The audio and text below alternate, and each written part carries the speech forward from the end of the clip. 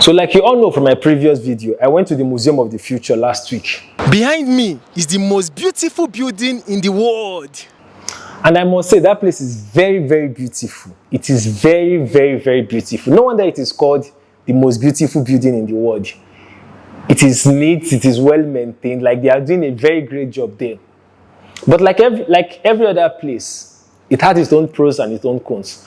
Now, before I go on, I want to say that these are my own personal opinions from my own personal experience there. Like if you go on YouTube, if you go on TikTok, you see a lot of people that have a lot of good things to say. And from my previous video, you must see that I really, really enjoyed myself there. Like, it was a beautiful experience. So not like the place is a bad place. It's very, very okay. So from my experience, I'll say I only find 3 things there that did not really go down well with me. One was getting the ticket. Getting the ticket there is a little bit difficult. The cost for the ticket is 145 dirham. You have to get the ticket weeks before the day you want to visit the place. And the ticket is online. They don't say, I don't think they said the ticket there, like at the counter there. You have to get the ticket online. Before I got my ticket, I had to book my ticket like 2 weeks before the day I went there. So it's not a place you just wake up one day and say, I just want to visit. You have to like proper plan that you want to visit that place. That is one thing about the place I don't like. 2, professional cameras are not allowed inside, and that is, I don't understand. Like, how would you want to take me to the future and I will not create memories? I don't understand that part. So if you are inside, you always see people that will tell you that your cameras are not allowed, professional cameras are not, like you can record with your phone, but you cannot record with a professional camera. And what is more confusing to me about this camera stuff is that when I was inside, like this video, one of their staff made that video for me. Even this video, one of their staff made that video for me. So I don't understand. Some of the staff do not have problem with cameras. Some staffs have problem with cameras. So I don't really understand. Like every floor you get to, you always see somebody that will come and tell you that cameras are not allowed. Even at the lobby, that one is even most annoying. Even at the lobby, just staying at the lobby and taking pictures or making videos, you see somebody that will come and tell you cameras are not allowed. So how am I supposed to go to the future? How are you taking me to the future without me creating memories? What if I don't have a good phone, like a phone with a good camera? So am I supposed to just go to the future? Am I supposed to pay like 145 dirhams and I will not create memories? Like, it does not make sense to me. I do not really understand that part. The third thing about that museum, and now this one is personally, I don't know if every other person experienced the same thing, but personally, I did not really connect to the museum.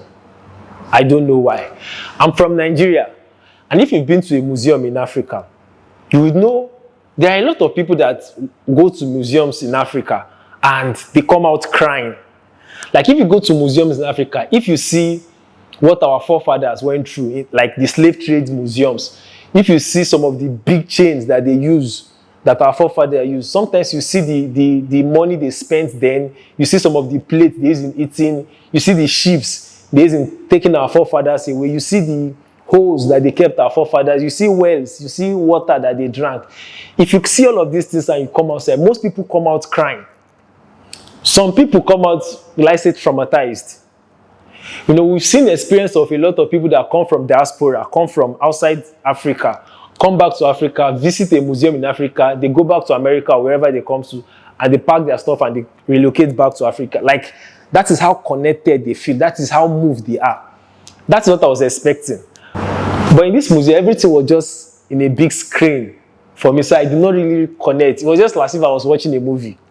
And maybe because I am somebody that I'm not really into movies. I prefer to watch music videos and documentaries than watching movies. All these fictional movies, I'm not really into them. All these Batman, even video games. Because I know, like something is always telling me that this is not real. One person killing 5 people, killing 100 people. I'm not always really connected to movies. So if you are somebody that may probably enjoy movies, enjoy these robotic movies, enjoy these fictional movies, probably you will enjoy the place. You know, I think, personally, I would have connected more with that place if, now this is my own personal opinion, like I said, if probably as we get into that place, the first floor, they showed us what Dubai was in the past, like 50 years ago. How they built Dubai, like what they were doing in the past, what currency they were spending in the past, you know, some things that they had in the past then probably second floor, they showed us how Dubai is now. They showed us all their achievements, the Burj Khalifa and every other thing. Then the next floors, they now show us what they plan on making Dubai into in the future.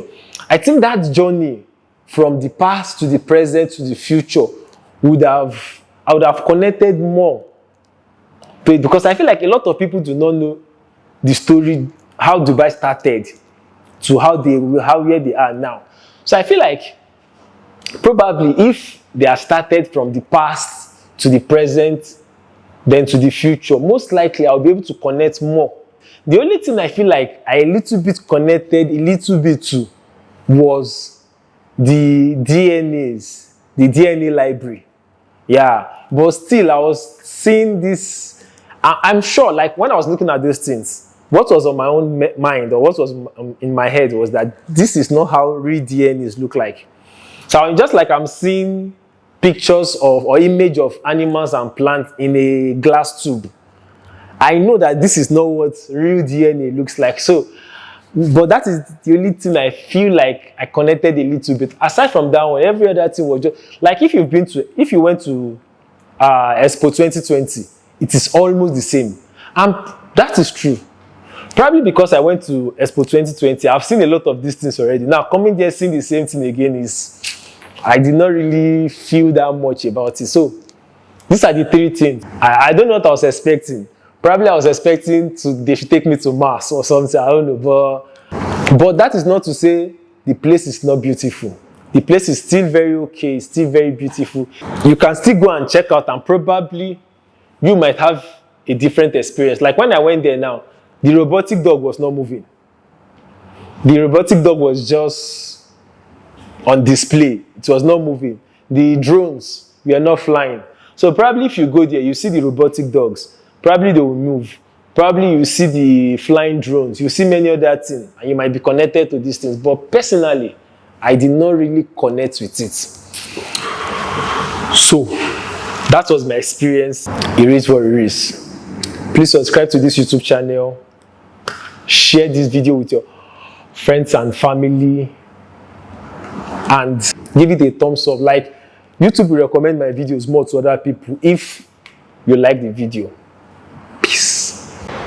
So what do you think about this place? Well, personally to me, the place is okay. Okay. So, but I didn't really connect to it.